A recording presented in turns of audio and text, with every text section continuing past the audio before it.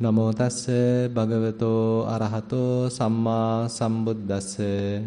Namo tassa bhagavato arahato samma sambuddhassa. Namo tassa bhagavato arahato samma sambuddhassa. Tathagatassa bhikkave samma sambuddhassa dve dhamma desana pariyayena bhavanti.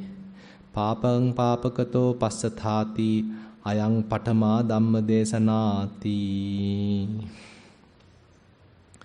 Dear friends in Dhamma, so basically as a tradition we are taking a particular sutta to discuss so that we can get some guidance from the Buddha's teaching. So one of the aspects of the practice is to have this Suttame Jnana, or we can say some amount of knowledge that we gather, that we take from the Buddha's teaching. Because this is a kind of an ancient path that we all are going forward. It is not that we are going to reinvent the wheel. Rather, the Buddha as our teacher has taught so much of teachings, and we are trying to explore and trying to learn from them and get some guidance. And so this Sutta Anuggahita, in a way, kind of giving some support to our practice from the Buddha's teaching is one of the essential part. And other than that, maintaining the morality, maintaining the precepts, what we call as the morality, is one another aspect. So that is why we, as the first thing, we observed precepts, and then we are trying our best to maintain those precepts. So that also helps to calm down our gross defilements, and that is also appreciated, and that is what Buddha mentioned as Sila Anuggahita, where we need to support through the morality. Then again, time to time we need to do some discussions, because we are continuing our path, we are developing our path, and again we are listening to the Dhamma. Still there could be various doubts, and there may be some difficult situations or difficult things to understand. On such occasions, we are maintaining kind of a discussion. So using a discussion also we can overcome whatever the doubts, perplexities we have in the path, and then we develop fair amount of confidence with which we can continue the path. Because all this actually helps to develop some amount of confidence, kind of a trust, that we get, okay, I am continuing the proper path, continuing the correct path. I am not kind of mistaken, I am not misleading. Rather, I am going in the correct path. So that confidence is necessary, otherwise we are not putting 100% to the practice. We are not practicing wholeheartedly. We may be doing half-heartedly. So in order to practice wholeheartedly, so we need to have kind of a sort of faith is also necessary. So all these actually, the Sutta Anuggahita, Sakacca Anuggahita, the support that we gain through the Buddha's teaching by listening, by reading, and again through the discussions, putting away all the different doubts. So all this helps us to clear the path so that we can continue to practice. And then Buddha recommend Samatha Anuggahita and Vipassana Anuggahita, where we need to concentrate the mind, collect the mind, because typically our minds are fairly distracted, scattered. So as a result of that, we can't really understand what Buddha is talking. So therefore, it's a kind of a requirement to little focus the mind, pay our attention, and maintaining that attention for a considerable period of time, so that we can understand what's really going on. And to understand what's really going on, so that part belongs to Vipassana, where as a prerequisite we need to have a fairly focused mind, and using which we are actually exploring, we are examining, investigating, so that we are developing fair amount of wisdom. So Buddha mentioned, if these supports are given time to time appropriately, then it is possible to have the freedom of mind and the purification of the mind. Now, as a theme for this December retreat, I am taking one particular sutta which is available in Itivuttaka. Itivuttaka is another interesting book available in the Kuddaka Nikaya, and Kuddaka Nikaya has several books, actually around 15 books are there, and Itivuttaka is another very interesting section, and there Buddha mentioned two types of teachings in a way. And this is also recorded by Venerable Ananda, and so those two teachings are fairly related to defilements. Actually, these days we are discussing even in the Sinhala Dhamma sermon on Sunday related to certain defilements, and again on Wednesday Sutta teaching session also we are dealing with certain defilements. So I thought of sort of enhancing that path so that we can understand defilements. And direct teaching is available from the Buddha.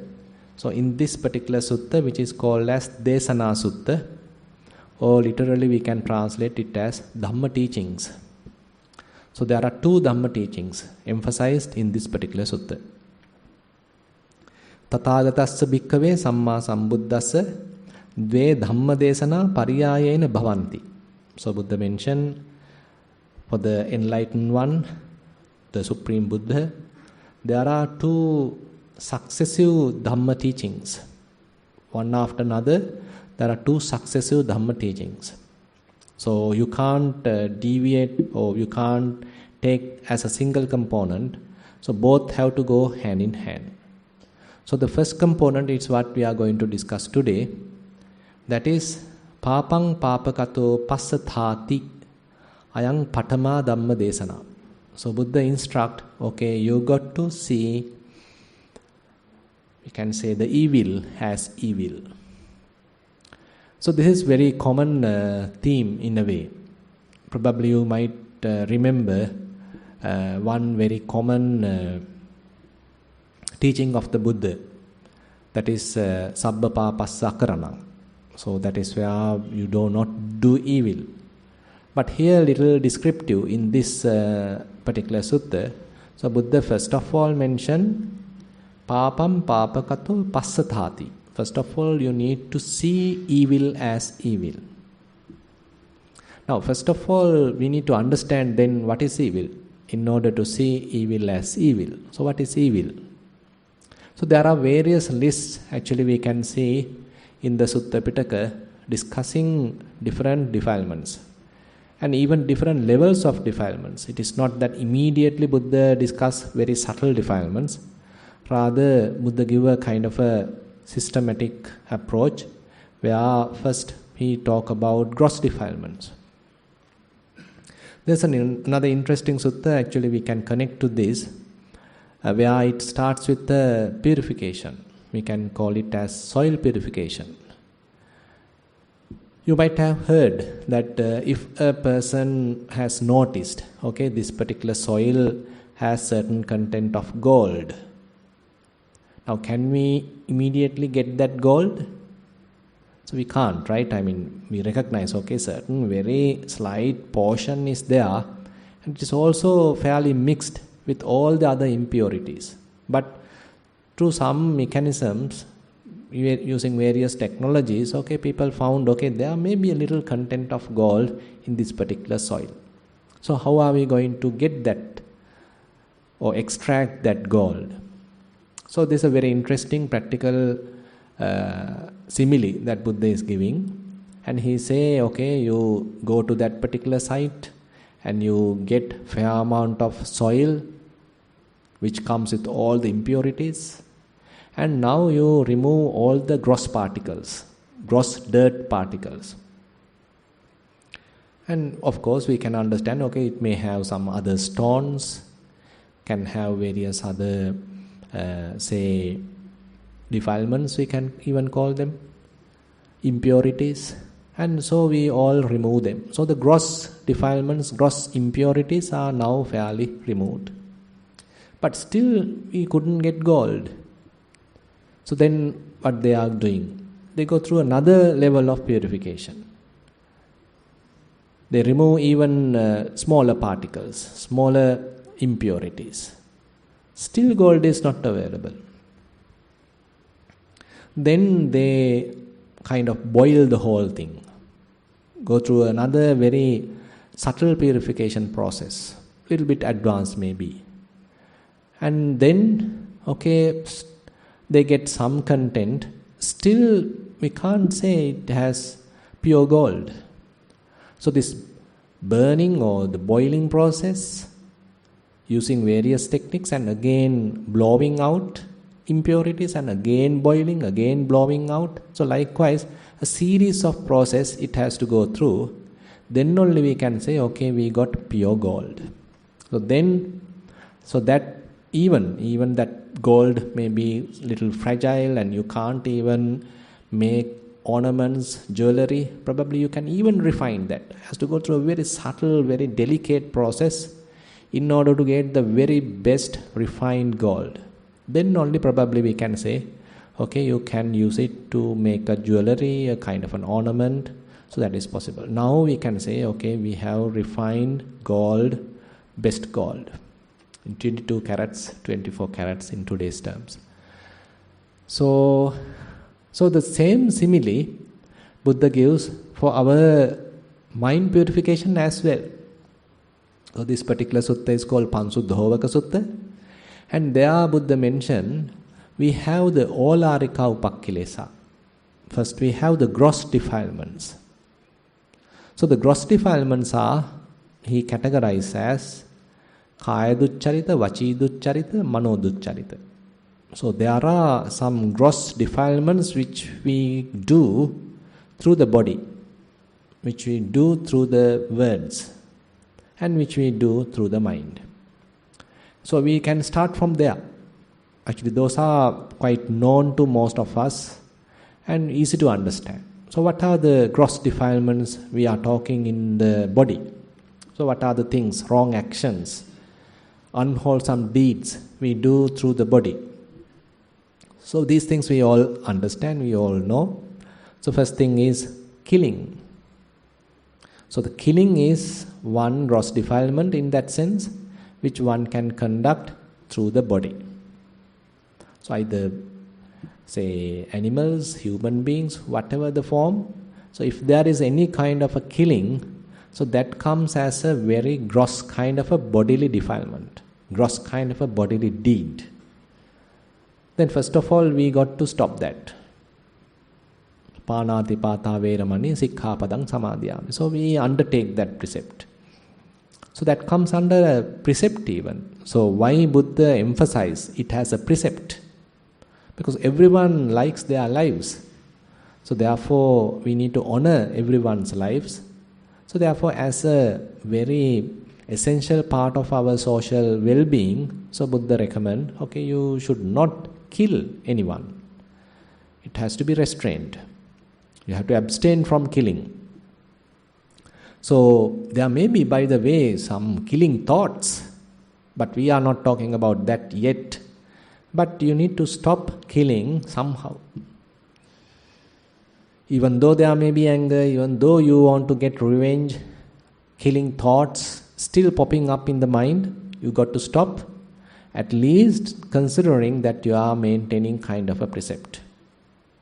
So while you are enjoying today evening meditation, there may be mosquitoes helping you to check whether you can stop killing.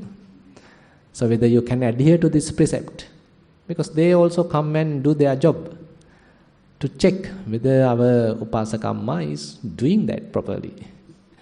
So it is not just we can simply say Panadipata veramani sikkhapadam samadhiyami, but when the mosquito come and land on your nose, you have to keep your precept. And maybe sometimes here actually fortunately there are no serpents, maybe different ones. If come and bite you, you have to keep your precept. Can't kill.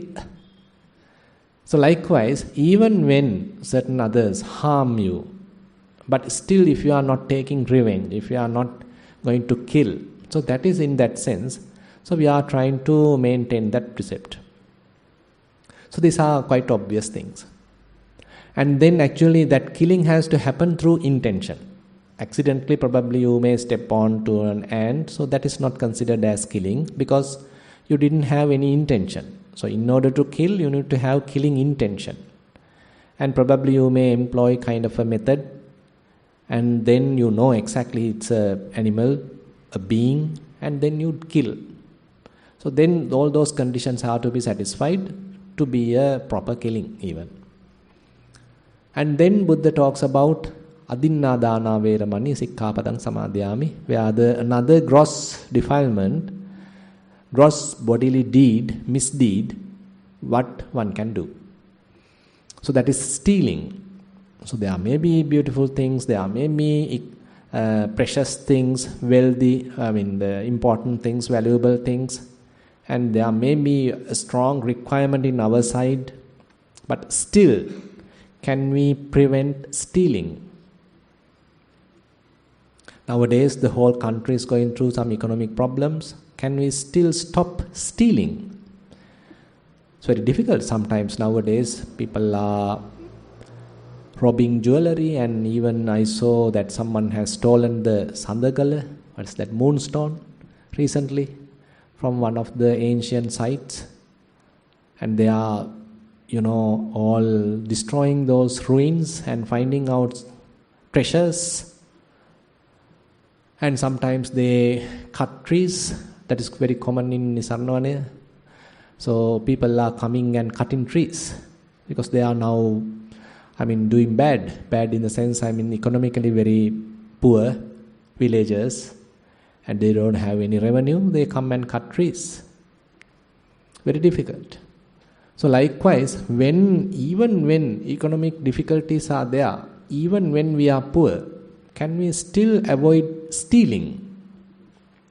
Very difficult. If someone can say, okay, I have enough wealth, I am well-to-do, and I have good revenue, then of course avoiding stealing may be possible. But even when you don't have much things, you are somehow surviving, and your children are crying, even at that time, as a father, as a mother, can you stop stealing?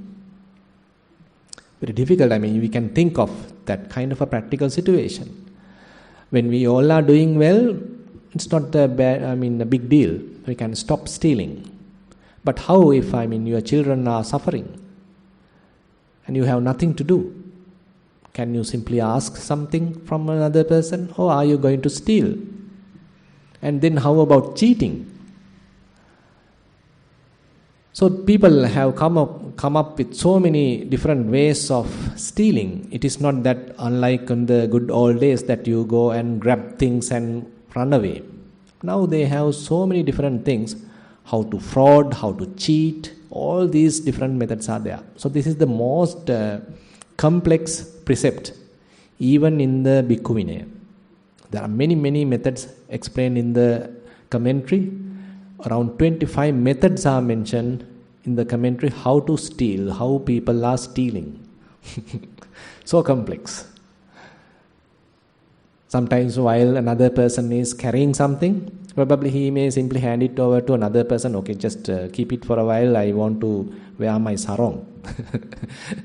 Then probably that fellow run away, or sometimes tell, okay, this belongs to me, it doesn't belong to you, I am not going to return it. So likewise, so many different methods are there. So stealing. So this is a gross defilement or gross bodily deed, misdeed, actually we need to avoid. Restraining of stealing. Then the third one, sexual misconduct. So when someone is legally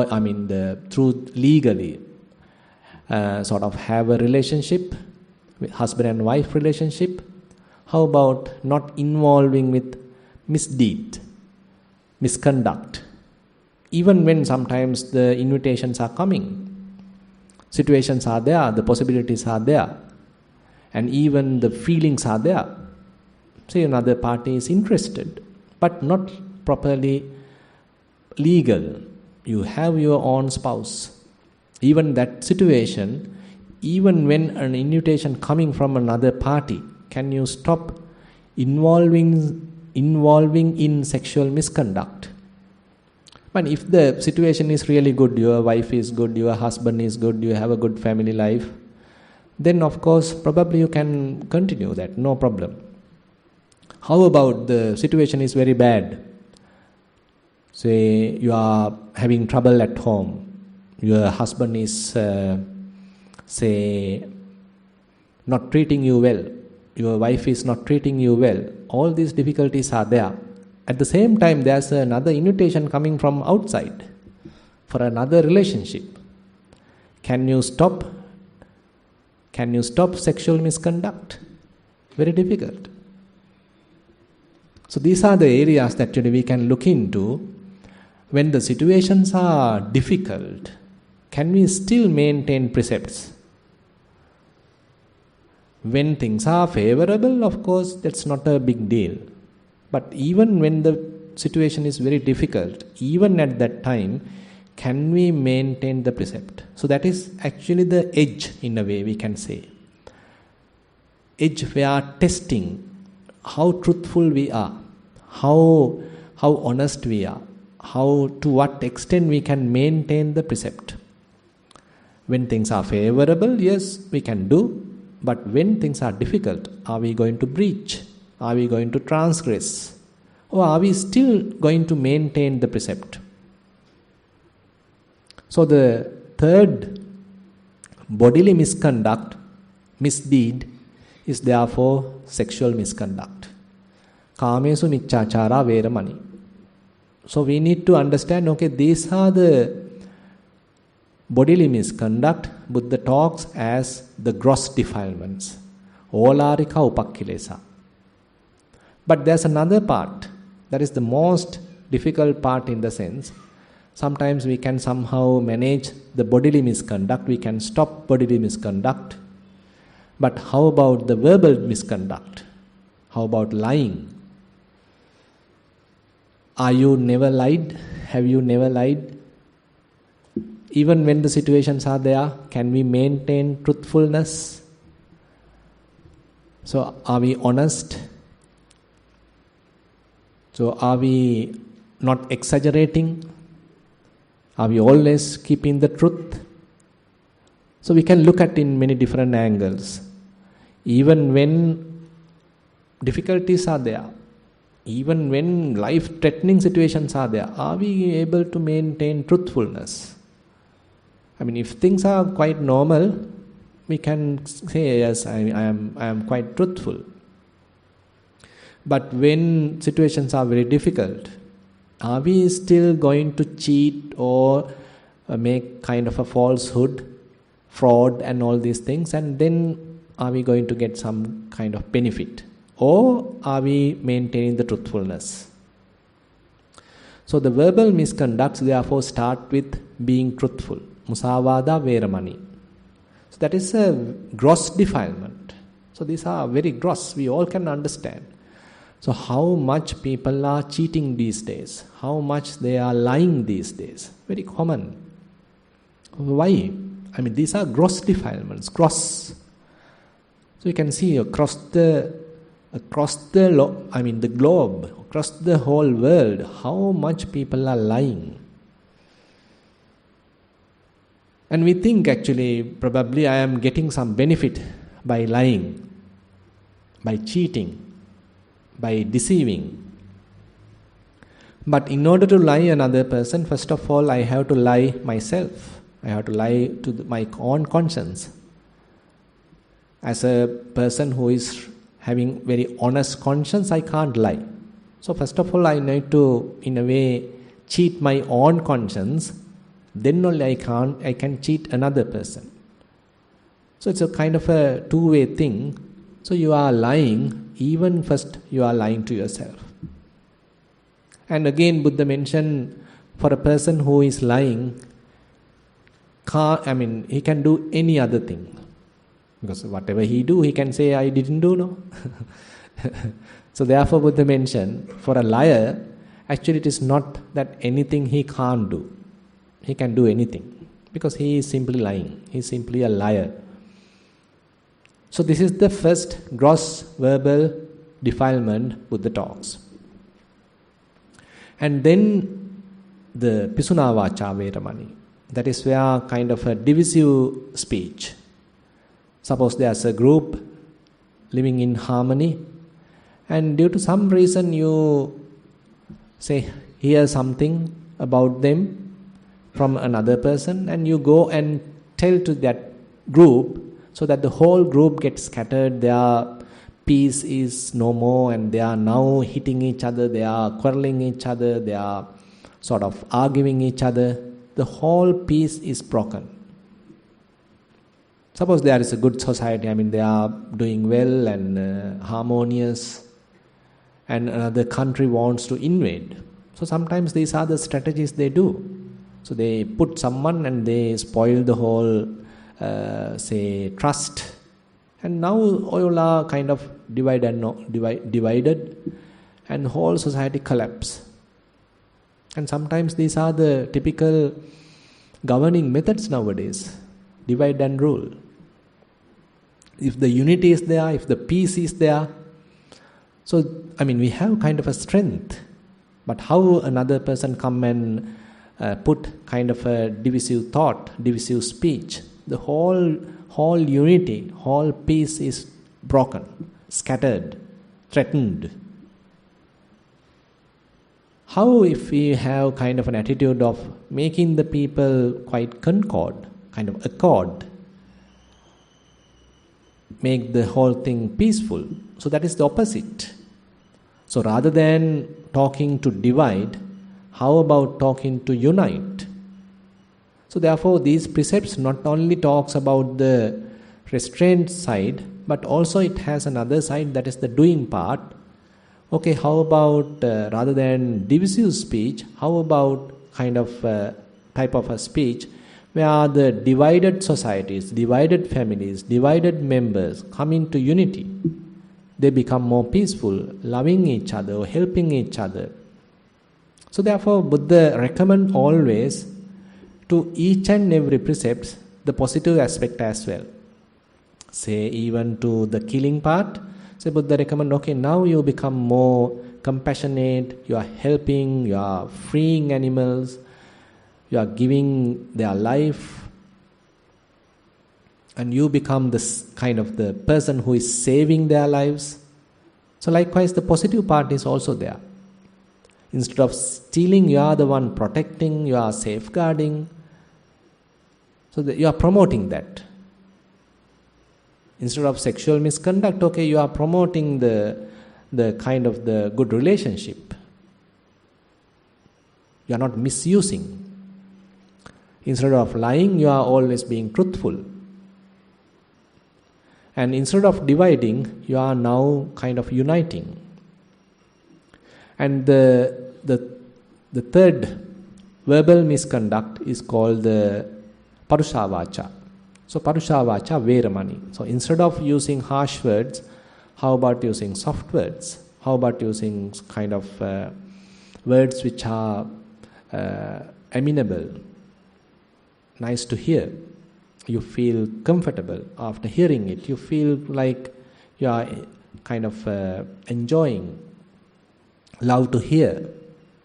Sometimes people are talking very harsh, but the way sometimes people are talking is quite nice to hear.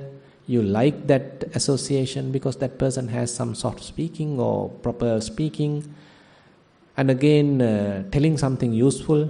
So that comes as the last one, Sampappalapa Veramani, where you always talk something beneficial, something useful, not nonsense. So there is no idle chattering, useless chattering. Instead, whatever you talk is something valuable. Something is there to learn. There is something beneficial to the other party, not just wasting time. So therefore these four components, Buddha say as the Vachi Duccharita. So you need to avoid Vachi Duccharita. So that means the verbal misconduct has to be stopped. Actually, these are very known to all of us, and they are comes as the gross defilements. Because we all still have some defilements coming to the mind, but now we are restraining the body and the speech, the doing part, using sila, using precepts, using morality. Because still this defilement power is so strong, you can't stop the mind yet. But you are, as a result of morality, you being a moral person, you being a virtuous person, you stop doing bodily misconduct, you stop doing verbal misconduct. And then Buddha talks about the gross part of the mental or mind related misconduct. So that's as coming as the what we call abhijja. So we can translate it as covetousness and unrighteous greed. We can use those terms. So it is quite obvious. Say for example, it is quite obvious something belongs to another person, and you have a very strong desire for that. So that is why it is called unrighteous greed. Say if you have something and you are quite attached to that, that is a different story. But someone has something, but you have a strong desire to that, and you very well know it belongs to that another person, but you are so attached to that. So that is called abhijja. Abhijja visama lobha, the covetousness and the unrighteous greed. So it can happen in the mind. So you are craving for that. You have so much of greed on that, so much of strong desire for that. So that is kind of a mental misconduct. And then we have kind of a strong grudge or strong ill will. So that is coming as the vyapada. That is the second mental misconduct or mind-related misconduct. The other one is the wrong view, what we call as the miccha ditthi. So these three comes as the three kinds of mind-related misconduct or mind-related gross conduct. Gross, what we call as kaya duccharita, vachi duccharita and mano duccharita. This is coming as the mano duccharita. Now these are the ones typically, at least as a society, we don't need to be really Buddhist to maintain this. So this is for the well-being of the whole society, irrespective of the nationality, irrespective of the religion. So if we are able to maintain these precepts, so then actually we can say the well-being of the society is fairly guaranteed. But nowadays we are very much like enforced by various laws, and if the law is not there, people somehow go through it and they are misbehaving. They don't, if the law is not there, they simply breach all these different things. But the Buddha's approach is different, where the people honestly undertake it. It is kind of asking and then preserving. It is not that Buddha is enforcing this. Rather, we as human beings, kind of mature human beings, we understand the value of each of these precepts. Then it's a kind of a mature approach, not kind of a law-bounded puppets. Rather, very much like kind of a mature human beings. We understand the value of each and every precept, and then we are trying our best to preserve them, to be moral, to be more virtuous, understanding how valuable for me, how valuable to another human being. So that is more mature kind of an approach. Now, so after Buddha talks about these gross defilements, actually we can understand, so there are still various mind-related defilements. Now, here we are trying a different approach, even though the mind-related defilements are there. Again and again, the mind sometimes get burned by them. But still we are not going for a transgression, because I am trying to maintain a precept. I am trying to be moral. I am trying to be virtuous. But the defilements are still available. So therefore, we need to go to another solution.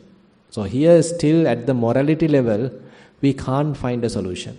So it's a very temporary solution. So I am being a virtuous person, I am being a moral person, I am being a good person. So all these are kind of temporary solutions. So we have to be virtuous, we have to be moral. That is also necessary. But we need to go to another level where to understand the defilements available at our heart, at our mind. So for that, so we have to have kind of an attitude of looking at ourselves. Not looking at the others, but looking at ourselves. So the Buddha's statement, Papam papakato passatati. So you got to see evil as evil. You got to see evil as evil.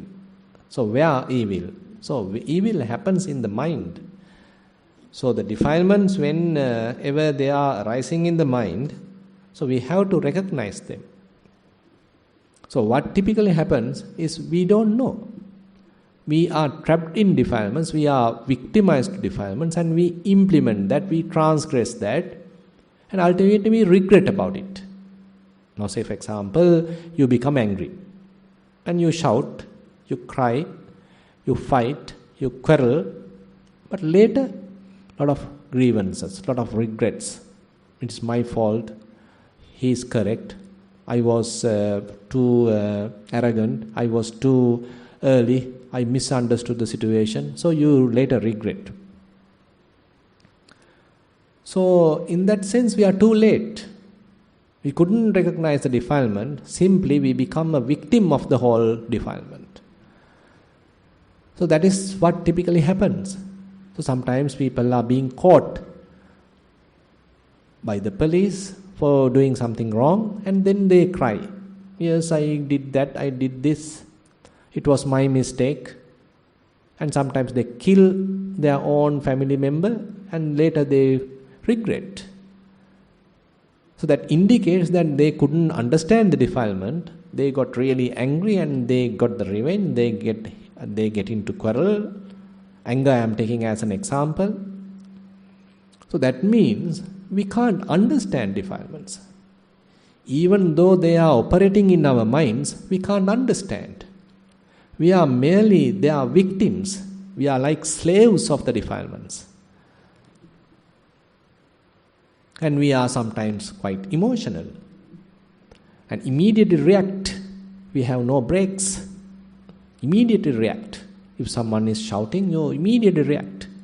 As we discussed in the afternoon. So I think, okay, if he did something, I also have to do something. I also have to take the revenge. I have to do more. So that's the kind of attitude typically we have. Kind of a rivalry in our mind. So do we think that we can solve a problem using this approach? So one interesting statement by the Buddha in Dhammapada, Nahi verena verani sammanti da kudachanam. Averena cha sammanti esa dhammo sanantana. So by kind of revenge, you can never find out the peace, achieve peace. Only by forgiving, by not taking the revenge, okay, you can satisfy the situation. So this is a kind of a sanantana, this is a kind of a eternal law. But typically the approach is not that, we forget all these things. And when someone do something, we take the revenge, and we are finding out an opportunity to take the revenge. And this is the typical way the society is operating. So onto such society Buddha is talking. Onto such society Buddha is preaching a different approach.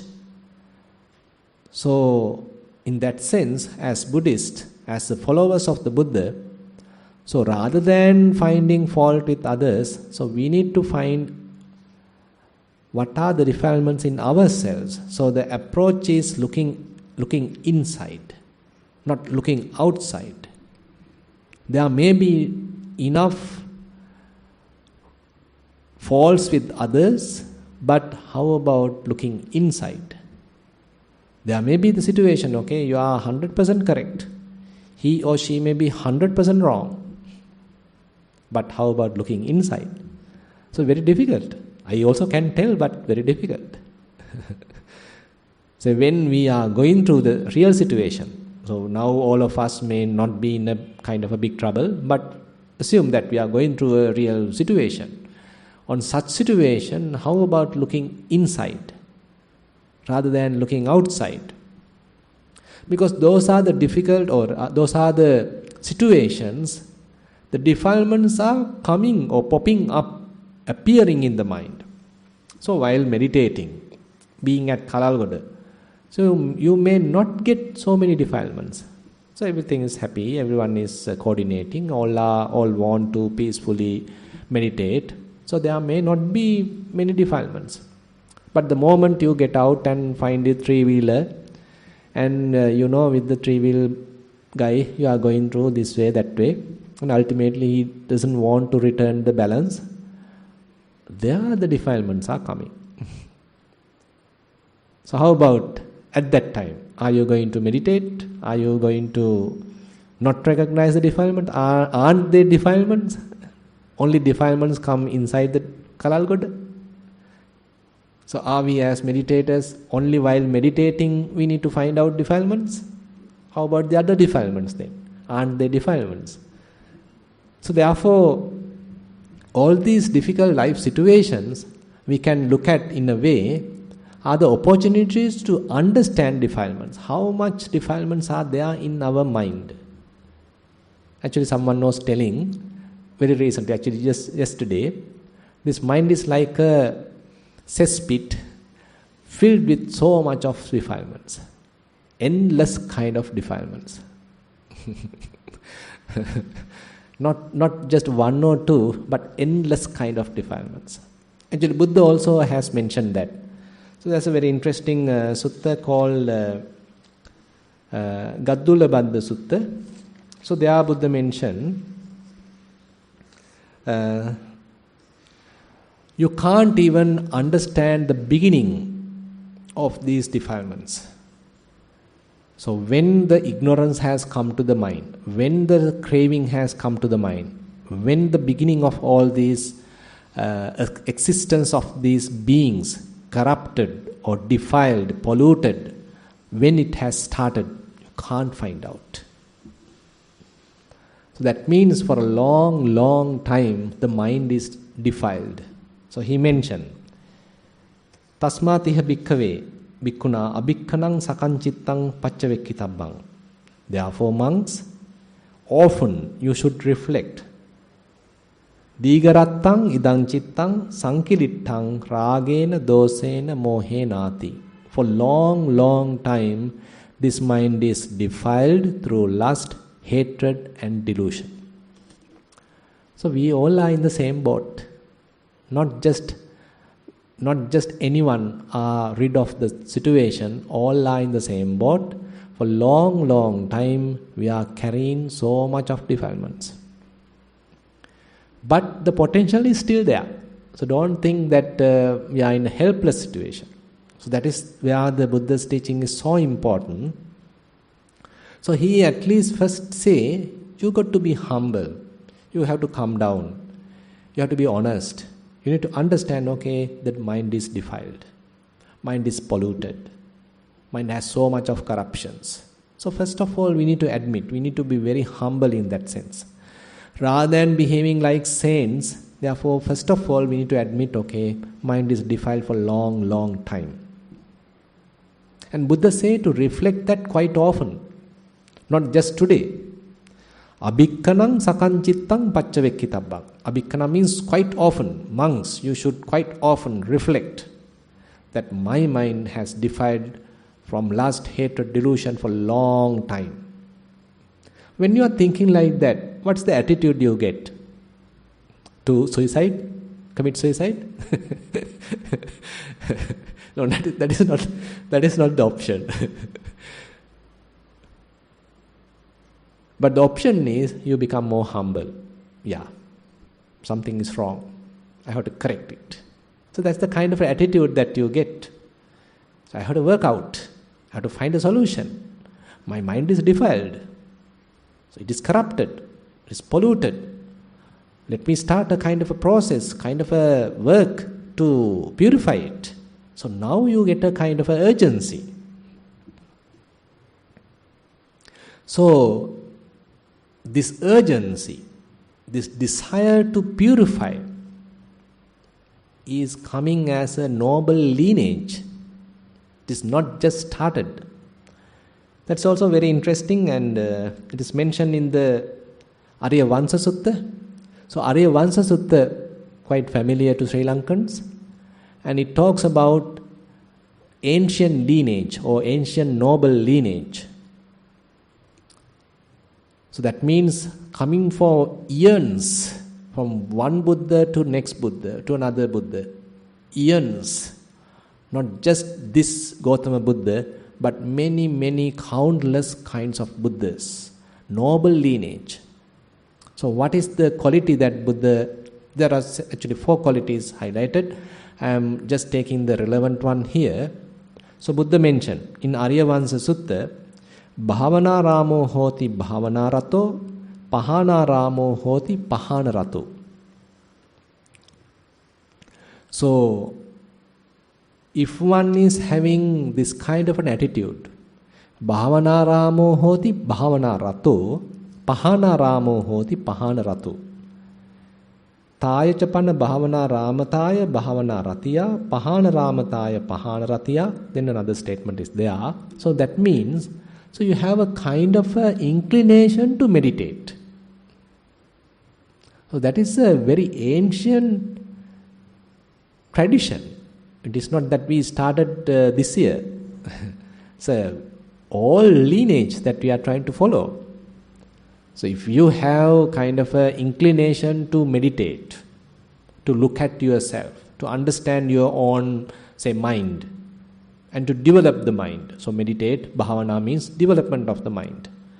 And if you have kind of a desire to develop your mind, say you born as a human being, and you understand, okay, my mind has some corruptions, my mind is going through some havoc, and it is quite dangerous to me, and you now have a desire to develop it, you have a desire to purify it. So that is coming from an ancient lineage, a noble lineage. And not only that, Pahana Ramo hoti Pahana Rato. After understanding the mind is defiled, now you have an intention to purify it. So always wanting to purify yourself. So that is a kind of an inclination in the mind. Pahana Ramo. So you are always geared to do that. Pahana Rato, you are inclined, you are attached to purification. You are not just keeping it as it is. Understanding, okay, there's a problem, I need to fix it. Understanding that my mind is defiled for a long time, let me do something for that. Let me try at least in this life, at least to take one step ahead. Not just allowing the mind to further defiled. Rather, at least in this life, how about taking a little action against the defiling process? If not, what happens? We are keep defiling the mind, keep adding more and more defilements. If we don't know how to live, if we don't know how to handle pleasures, if we don't know how to handle pains, if we don't know how to handle equanimous feelings, we keep on adding these wrong trends in the mind. Say, for example, you get some kind of a gain. While all others are going through some trouble, you are going through some gain and some pleasures. And you being overwhelmed by that, you are laughing, you are shouting, and you being sort of elated by that, then what happened to the mind? So you are promoting that kind of a tendency in the mind. You are trapped in it. Even these pleasurable feelings, if we are not mindful, if we are not properly handling, even without our notice, even without our knowledge, they are adding to the defilements.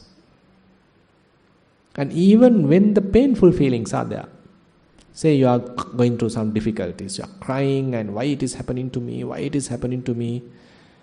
So you are crying, you are refusing the whole situation, but unfortunately adding to the wrong trends in the mind. So that is why, we need to understand how difficult situation we are in that sense. If we don't know how to handle pressures, if we don't know how to handle pains, even though we are crying, even though we are laughing, we are adding to defilements. So defilements are growing. So that's why, we are traversing in this long samsara. That's why Buddha mentioned you can't find a beginning. You can't say, okay, I have started this journey. Say I am a person right now, so I have started 10 lives before. Can we say like that? Can't say like that. How about telling that, okay, I have started this journey, so this is my 1000th birth. I have started 1000 lifetimes before. Can we say like that? Still can't say. How about million, billion? Can't say. That's why Buddha mentioned, you can't find the beginning of this whole process. For many, many long time, eons, this mind is defiled, corrupted with ignorance, engrossed in the darkness of the ignorance, avidya. So therefore, we can't find out a kind of a time that the mind is utterly pure and then it become impure. That's a wrong model. Sometimes I also used to say like that, okay, we all have a kind of a pure mind, purified mind. It's a matter of you finding out that pure mind. It's actually a kind of a wrong model where we get into kind of a eternalism, sasatditi. Rather, we need to understand from the Buddha's statement, so for long time it is defiled. We are very much like continuing with the polluted mind. We are strengthening that defilements. But fortunately, we have the potential to purify it. So that is the what we can say the positive side. Even though the mind is defiled, even though it is engrossed in the darkness of the ignorance, still the potential is there to purify as human beings. So that is what Buddha highlights. Buddha mentioned, Pabassara midam bhikkave cittang tanchako agam tukehi upakkilesehi upakkilita. Tang sutavato arya savako citta bhavanang atiti vadami. So, even though it is coming for a long time, a defiled mind, but still you have the potential to purify that. A very pure mind is possible. Purified mind is possible. So the person, the follower of the Buddha, believes that. He trusts the Buddha. So he say, for that person, I say there is a meditation. So in that sense, we can understand Buddha as a person. So he understood, okay, his mind was defiled and then he worked out. And first of all, he purified himself. Then he preached the Dhamma for us. By following the same Dhamma, we also can purify the mind. So that is the approach in a way we have to take. So for that, understanding defilements as defilements is part of the practice. It is not something to be ashamed. Telling that, okay, I have lust. Telling that I have anger. Telling that I have envy. I have jealousy. But it's a kind of an honest acceptance. Depending on the situation, okay, yes, I got lustful thoughts. Depending on the situation, yes, I sometimes get envious thoughts. So that is a very honest acceptance, yes. this mind is still have these impurities. So therefore, one time a certain monk, I think he's a monk, he come and ask, Sandittiko Vante Vucchati. Sandittiko Dhammo. That means the Dhamma which is giving results instantaneously. Sandittiko Dhammo. So this is a kind of a phrase used for the Dhamma. And he is asking, what is the Sandittika Dhamma? Why Dhamma is called Sandittika? And Buddha talks in terms of defilements. He say, now, when lust is there in your mind, can you recognize at that moment your mind is lustful? And he say, yes, I can do it. That is Sandittika Dhamma. When greed is there in your mind, at that moment, can you recognize, okay, greed is operating right now. Yes, I can do that. That is Sandittika Dhamma. So that means, it is not that we have to be afraid of the defilements. First of all, we need to recognize, we need to understand, at any given moment, if the mind is under the influence of a particular defilement, we should be capable of understanding, okay, right now, this mind is under the influence of this particular defilement. So that is very, very important. So without knowing, there is no purification. So we may have so many other methods, as I mentioned, okay, the sila, maybe kind of wishes, I want to become a Buddha, I want to become an Arahant, and these are various wishes. That's also good, where we are sort of directing our life. But how about the instantaneously understanding at that very moment, in a given particular moment, when the mind is defiled, if I miss that place, if I miss that moment, then what happens? That means I am not mindful. And I am getting further and further influenced by that particular defilement. Unknowingly I am feeding that defilement. Ultimately I am operating according to that defilement like a slave, and we transgress, we get into a kind of a breaching of the whole precept, and ultimately regret. So that is the situation typically most of the human beings are subjected to. So they don't know, the defilements are operating in the mind. And defilements are taking them for a ride. And we are like helpless victims in that sense. And another interesting question. What do you think? If you consider a little child and a grown-up adult, which one's mind has many defilements? Adults? Aren't you being ashamed of telling like that? Yes. So in that sense we need to admit, we as human beings, as we are growing up, we are not operated to purify the mind. Instead we are defiling more and more our minds. The opposite has to happen, no? If we are growing, if we are learning, if the whole education is for our betterment, is it for our betterment? Now say, I am just giving a simple example. In your defilement account, say you had 1,000 defilements when you are getting your birth. That is the opening balance of the defilements. And then, after 5 years, how about the opening balance of the next 5 years? What is the amount? Is it 900, 800? Or maybe 2,000, 5,000? So you started with 1,000 defilements. And just a simile, so don't take it for 1,000. 1,000 is too less. So now say, if I am put in the proper terms, now say at the age of 5 years, say you are now adding, say it becomes 5,000. Say at 10 years, 25,000. Say 15 years, 100,000. If we are going in that exponential level, how much we have now. So when one becomes 50 years, 80 years, what is the account balance? Huge, no? I mean, there's a fair amount. So the defilement balance is really increasing, even though the economic balance is reducing nowadays in the country. Now if you look at in that angle, now say we as a country doing really bad in the economic terms.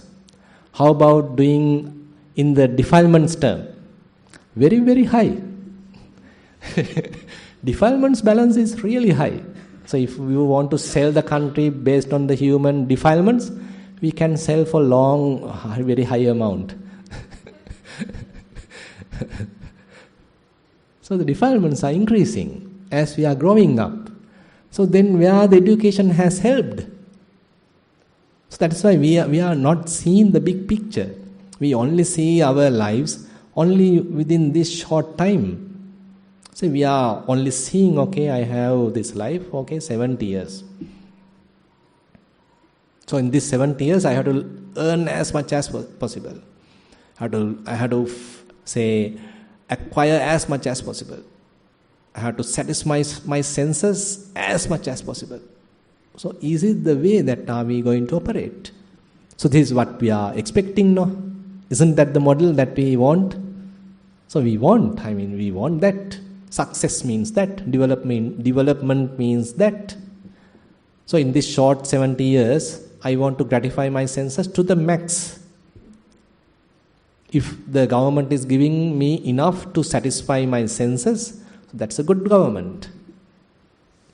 If they are not giving enough facilities to satisfy my senses, bad government. Then, we discuss just now, we started many years ago. How about that big picture? In that big picture, how about this 70 years? It's just an instant in that sense, right? Just an instant. So if we are looking at the big picture, through this education, through this today's whatever the terms, are we achieving development? Are we growing? Or are we going to the opposite direction? Are we adding more defilements? Are we corrupting ourselves more? Polluting ourselves more? As adults, say we had some account balance, say 1,000. But when we are leaving this world, so we are carrying a huge log. We are carrying a lot to where?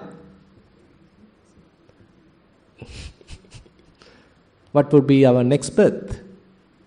Human realm, celestial realm, Brahma realm. So that's why, we need to understand, we need to, we have to be very, reasonable to understand why Buddha is telling the majority of people, majority of human beings, after death, they return back to the hell realm. Quite obvious. Quite obvious. You can imagine, as a country, as a whole world, what are they doing to their minds? Continuously defiling, continuously polluting. And where would they end up with? Quite obvious. Maybe as an animal, maybe as an hell being. That's it. Quite obvious. So that's why Buddha mentioned, Appakate manussesu te jana paragamino athayang itara paja tira mevanu dhavati. It is very, very few which will cross over to the other side, to the other shore. Vast majority simply run in the same shore, again and again to the same shore. From human realm to the animal realm, from animal realm to the another animal realm, to animal realm to another, say, grocery realm, from grocery realm to another animal realm, from animal realm to, say, human realm. Very rare. Again back to animal realm.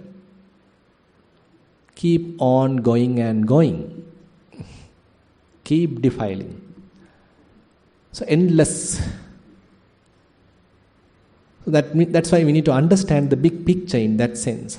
We are simply looking at this life, just 70 years, just 50 years. That is the only short picture, the say micro picture that we are getting. And we take that as the most important thing.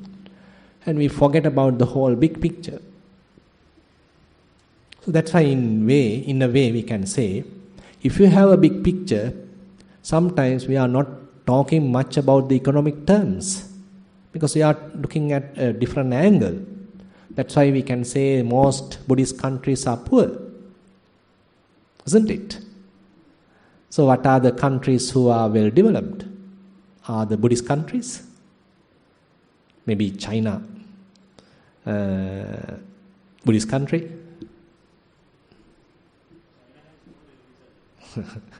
Maybe another developed country, are they Buddhist? Are they really maintaining the morality? How about not killing?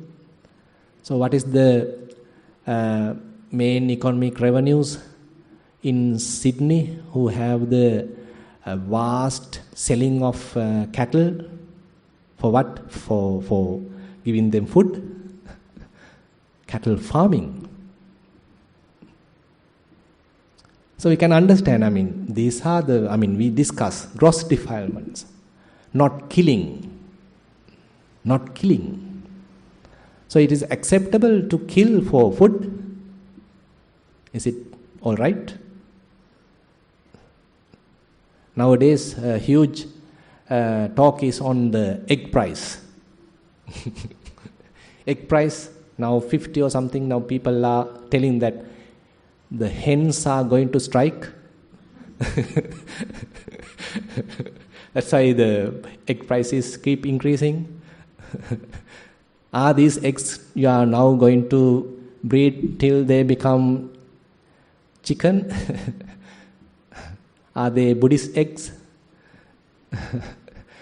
So various logics are there. Say chicken. So what is the price of the chicken now? Anyway, now all these are economic terms. So we forget about all ethics. We forget about all moral values. And we only talk about the economics. So that's why the society.